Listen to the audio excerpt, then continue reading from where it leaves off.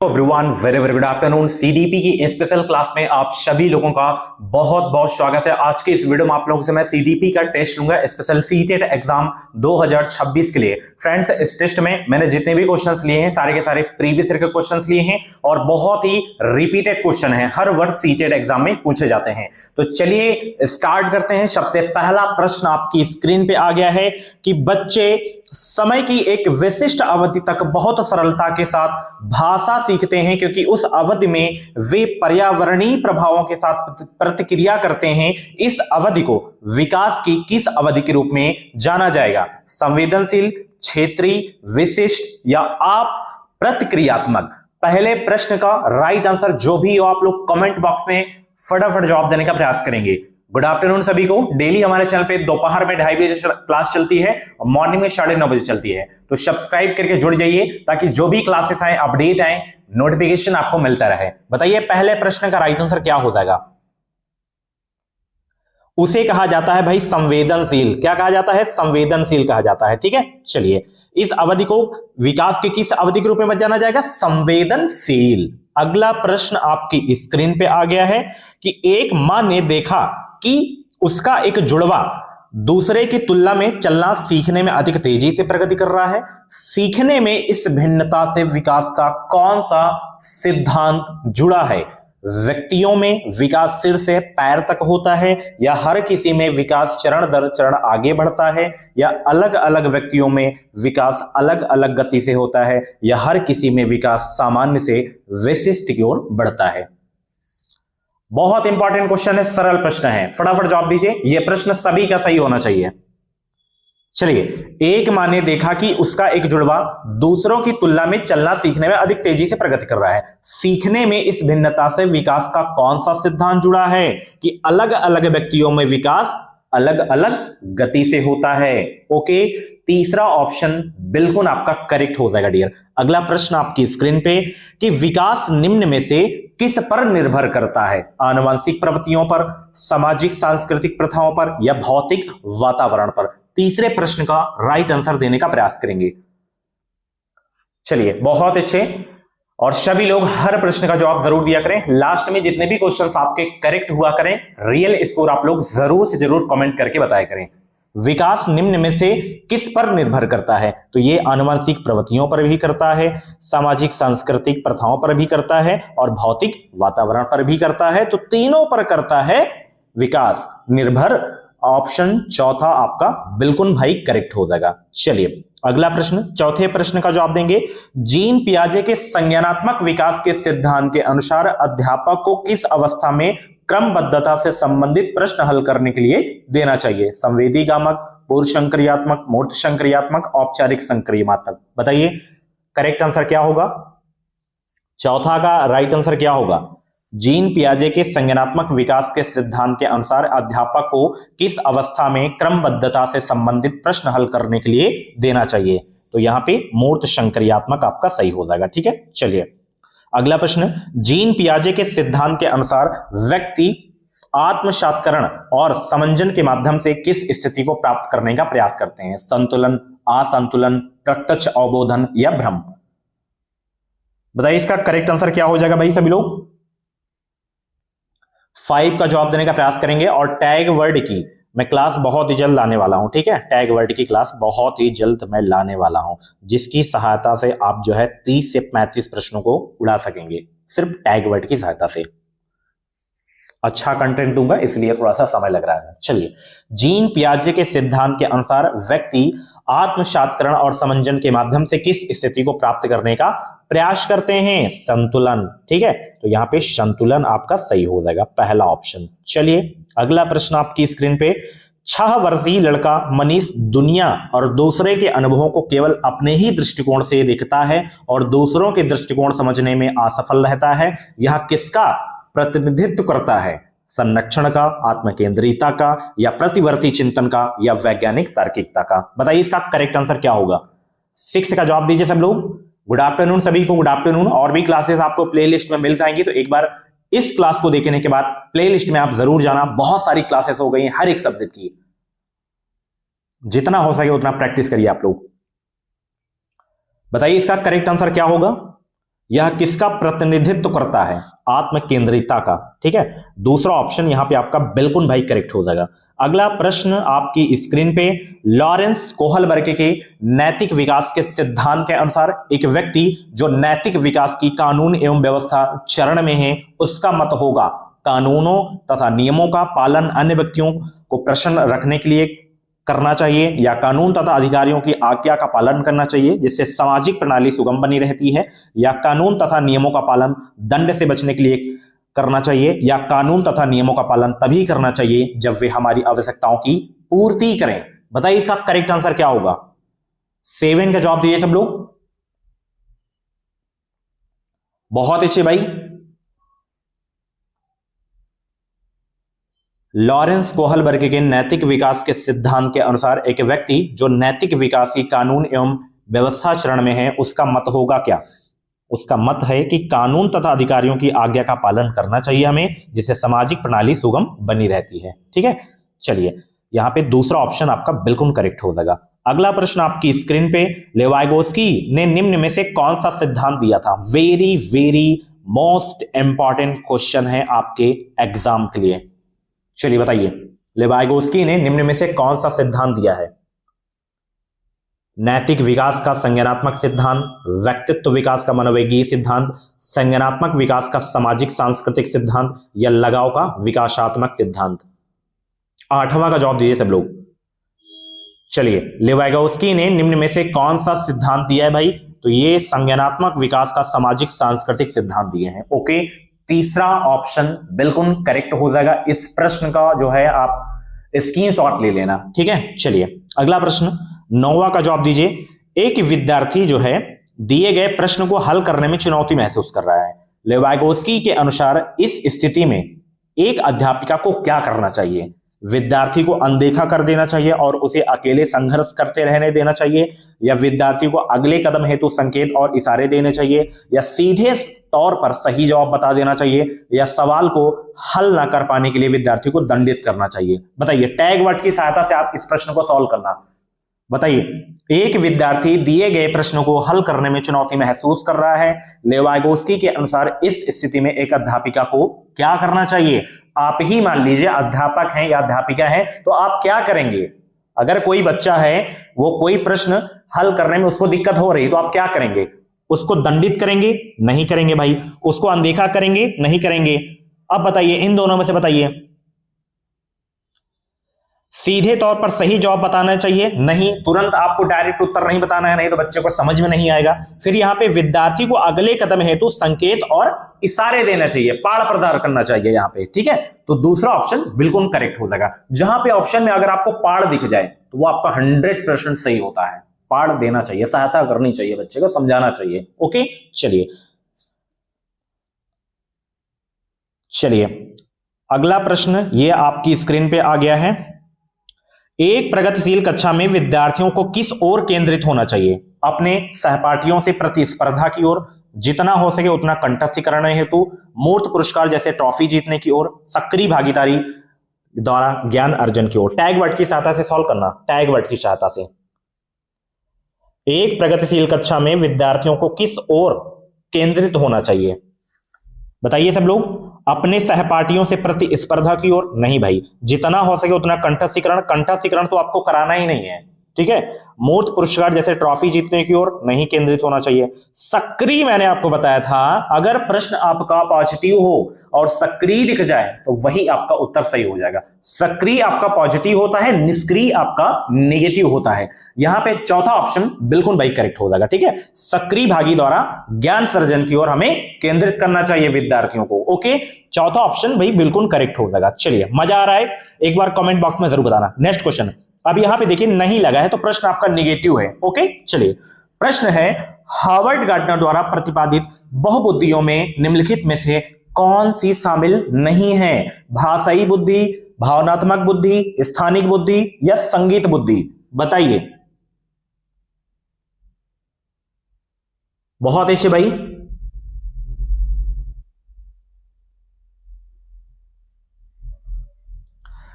इसमें देखिए Harvard gardener द्वारा प्रतिपादित बहुबुद्धियों में निम्नलिखित में से कौन सी शामिल नहीं है? तो इसमें देखिए ये भावनात्मक बुद्धि नहीं शामिल है, भावनात्मक बुद्धि।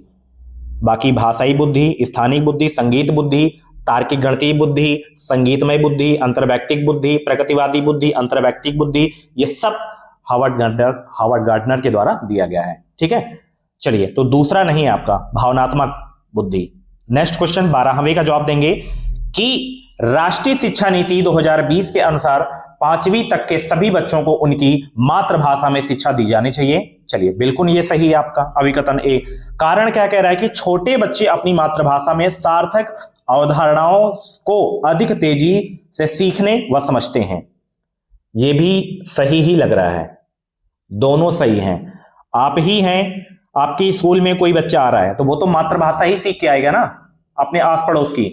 तो उसको हम, जैसे उसकी मातृभाषा हिंदी है, हिंदी में बोल रहा है, अगर वो स्टार्टिंग में स्कूल आता है तो हम अंग्रेजी से उसको हम शिक्षा देंगे तो नहीं समझ में आएगी। तो स्टार्टिंग में हमें बच्चे को मातृभाषा में ही उसकी शिक्षा देनी चाहिए। तो ये भी आपका सही है। ठीक है, और ये भी सही है कि वो 5वीं तक के सभी बच्चों को हम उनकी मातृभाषा के आधार पर ही उनको शिक्षा देना चाहिए हमें। ठीक है, तो ये भी सही है। तो दोनों व्याख्या भी कर रहे हैं भाई इसमें। ठीक है, चलिए, पहला ऑप्शन बिल्कुल करेक्ट हो जाएगा। चलिए, अगला प्रश्न यहां पे देख सकते हो। एक अध्यापक को विद्यार्थियों में प्रचलित जेंडर रूढ़िवादों से किस प्रकार निपटना चाहिए? विद्यार्थियों में जेंडर विशिष्ट भूमिकाओं को बढ़ावा देना चाहिए, या वास्तविक जीवन से संबंधित ऐसे उदाहरण प्रस्तुत करने चाहिए जो रूढ़िवादों को चुनौती दे, या विद्यार्थियों को एक समान जेंडर आधारित समूह बनाने चाहिए, या कक्षा में जेंडर आधारित मुद्दों पर बात नहीं करना चाहिए? चलिए, सभी लोग जवाब देने का प्रयास करेंगे। 13 का जवाब देने का प्रयास करेंगे सब लोग।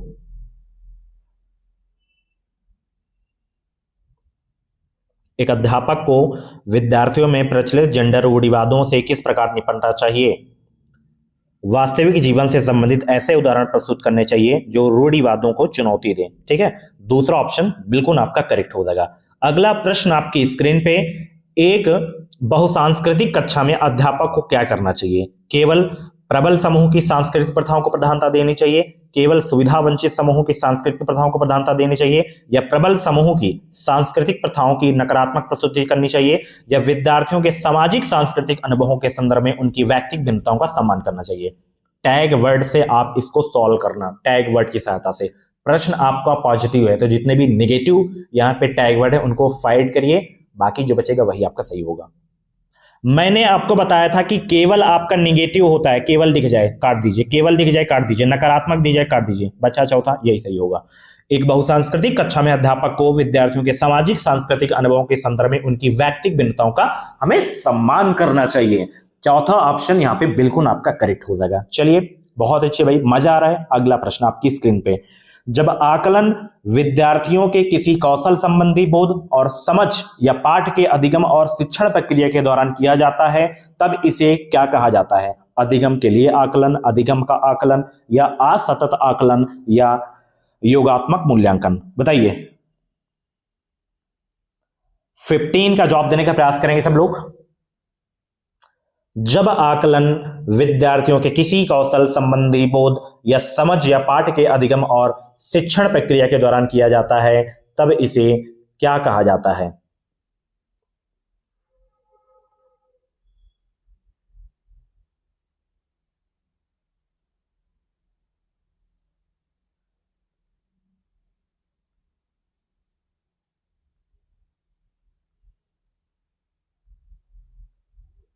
बताइए क्या कहा जाता है?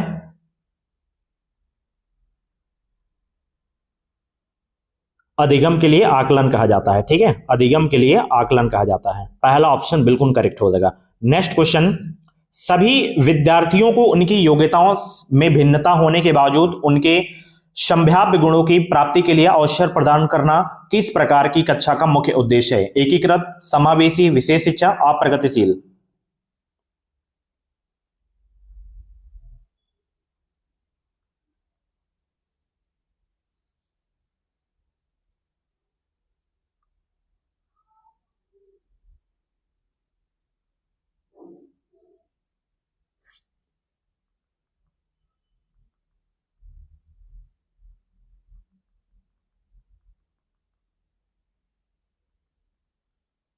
बताइए सब लोग भाई।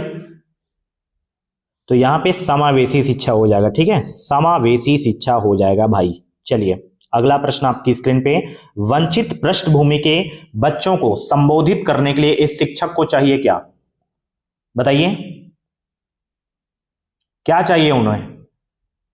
उन्हें ढेर सारा लिखित काम दें, या उनके संदर्भ के बारे में और जानने का प्रयास करें और उन्हें चर्चा में शामिल करें, या उन्हें कक्षा में अलग से बैठाएं, या उन्हें अनदेखा करें? टैग वर्ड की सहायता से करिए।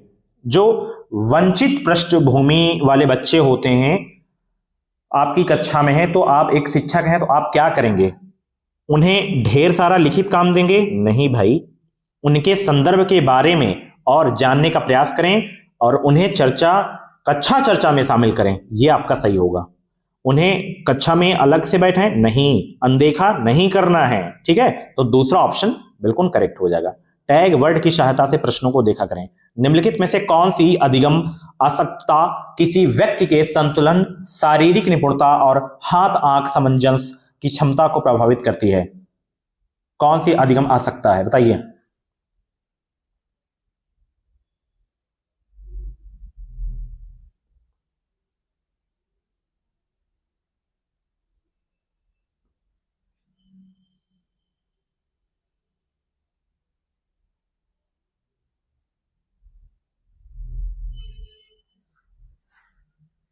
सभी लोग जवाब देने का प्रयास करेंगे। यहां पे गति समन्वय वैकल्य हो जाएगा, ठीक है, गति समन्वय वैकल्य। चलिए अगला प्रश्न 19। स्वालीनता यानी कि ऑटिज्म से जूझते विद्यार्थियों में पहचान किन विशिष्ट गुण होने की संभावना रहती है? बताइए, स्वालीनता से जूझते विद्यार्थियों में पहचान किन विशिष्ट गुण होने की संभावना रहती है? संप्रेषण में कठिनाई रहती है, ठीक है, पहला ऑप्शन बिल्कुल भाई करेक्ट हो जाएगा।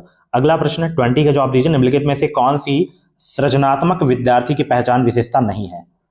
निम्नलिखित में से कौन सी सृजनात्मक विद्यार्थी की पहचान विशेषता नहीं है? जिज्ञासा की प्रबल भावना, अभिसारी सोच, उच्च स्तरीय समस्या समाधान कौशल, नवाचारी अनूठे विचार। बताइए सब लोग, कौन सी सृजनात्मक विद्यार्थी की पहचान विशेषता नहीं है?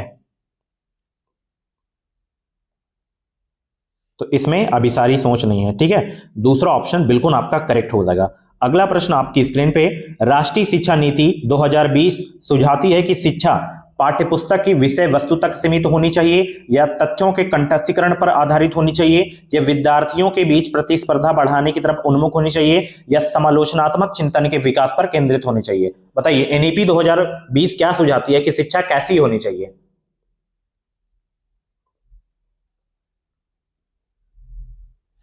कंठस्थीकरण दिखा, काट दो। पाठ्य वस्तु की विषय वस्तु तक ही सीमित होनी चाहिए? नहीं भाई।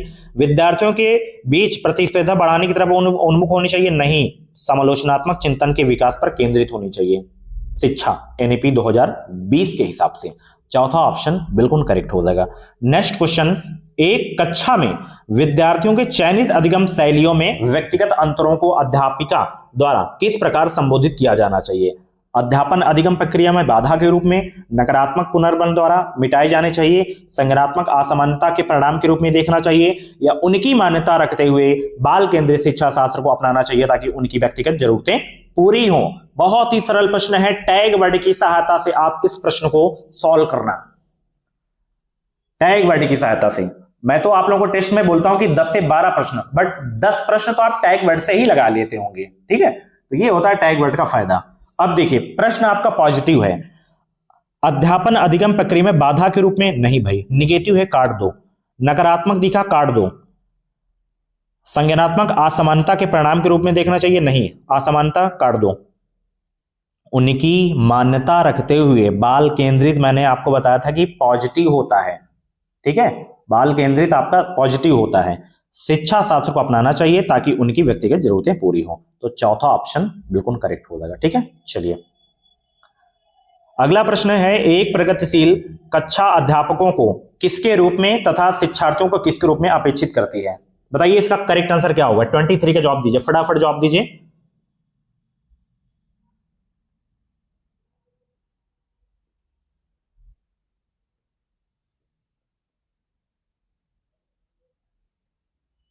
तो यहां पे करेक्ट आंसर आपका होगा ये वाला तीसरा।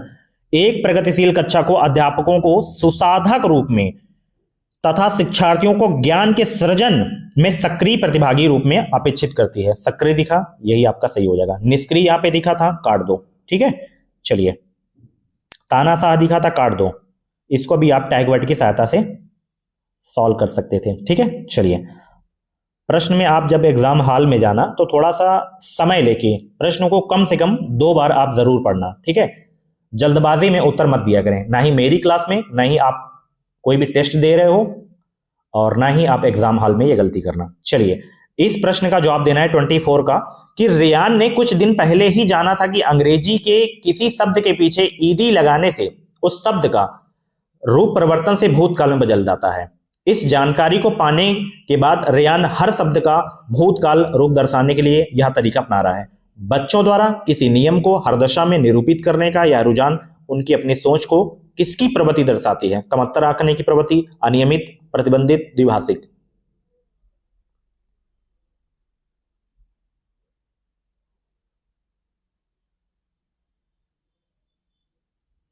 तो ये अति नियमित हो जाएगा। ठीक है, अति नियमित हो जाएगा। दूसरा ऑप्शन बिल्कुल करेक्ट हो जाएगा। अति नियमित की प्रवृत्ति दर्शाती है इसमें। ठीक है, यह रुझान। ब्रेन स्टॉर्मिंग, विचारावेश को एक तकनीक के रूप में बच्चों में विकसित करने के लिए इस्तेमाल किया जाना चाहिए। अभिसारी सोच विकसित करने के लिए इस्तेमाल किया जाना चाहिए, या प्रक्रियात्मक स्थिरता, अपसारी सोच, या अनुक्रिया समुच्चय।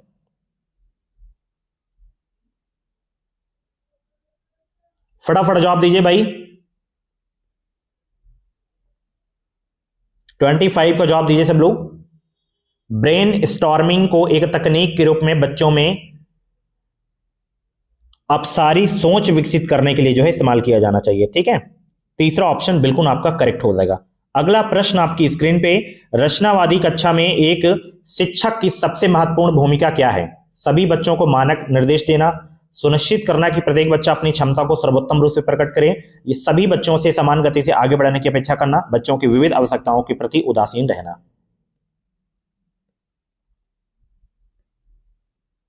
ट्वेंटी 26 का जवाब दीजिए सब लोग। रचनावादी कक्षा में एक शिक्षक की सबसे महत्वपूर्ण भूमिका क्या है? सुनिश्चित करना कि प्रत्येक बच्चा अपनी क्षमता को सर्वोत्तम रूप से प्रकट करे। ठीक है, मानक दिखा था तो ये तो आपका नेगेटिव ही होता है। ठीक है, चलिए अगला प्रश्न आपके स्क्रीन पे, निम्नलिखित में से कौन सा समस्या समाधान की पद्धति का पहला चरण है? समस्या को परिभाषित करना, समस्या की पहचान, प्रासंगिक जानकारी की खोज, परिकल्पना का निरूपण। निम्नलिखित में से कौन सा समस्या समाधान की पद्धति का पहला चरण है? तो समस्या की पहचान, ये समस्या समाधान की पद्धति का पहला चरण है, समस्या की पहचान। दूसरा ऑप्शन बिल्कुल करेक्ट हो जाएगा। चलिए लाइक कर दीजिए, और इस वीडियो के डिस्क्रिप्शन बॉक्स में हमारे एप्लीकेशन की लिंक है, उस ऐप को भी डाउनलोड कर लेना। बहुत ही वहां पे इंपॉर्टेंट टेस्ट सीरीज अपलोड होगी, उस टेस्ट सीरीज को आपको देना है। अगला प्रश्न, प्राथमिक विद्यालय में छात्रों को प्रेरित करने के लिए शिक्षक को क्या रणनीति अपनानी चाहिए? बताइए। टैग वर्ड की सहायता से प्रश्न को सॉल्व करना, टैग वर्ड की सहायता से।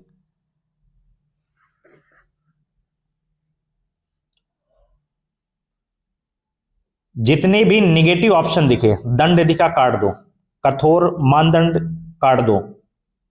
बताइए पहला चौथा में से बताइए अब। बताइए सभी लोग भाई, 28 का जवाब दीजिए।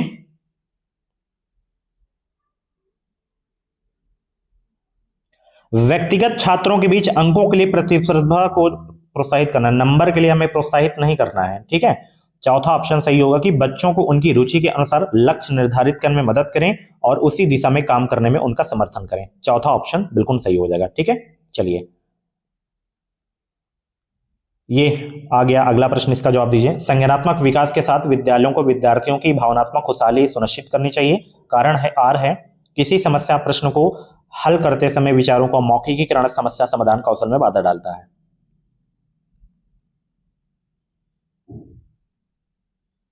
दोनों गलत हैं आपके, दोनों। ठीक है, दोनों आपके गलत हैं। लास्ट क्वेश्चन, निम्नलिखित में से कौन सा अधिगम की प्रक्रिया में सकारात्मक रूप से योगदान नहीं देता? कुपोषण नहीं देता है। ठीक है, तो ये थे आपके जो है सीडीपी के टॉप 30 क्वेश्चन। इन 30 में से जितने भी क्वेश्चंस आपके करेक्ट हुए हो कमेंट बॉक्स में अपना रियल स्कोर जरूर बताना। बाकी आप लोग वीडियो को लाइक कर देना, शेयर कर देना, चैनल पे नए हो तो सब्सक्राइब जरूर कर लेना। मिलते हैं अगली क्लास पे। Thank you so much, bye bye, take care.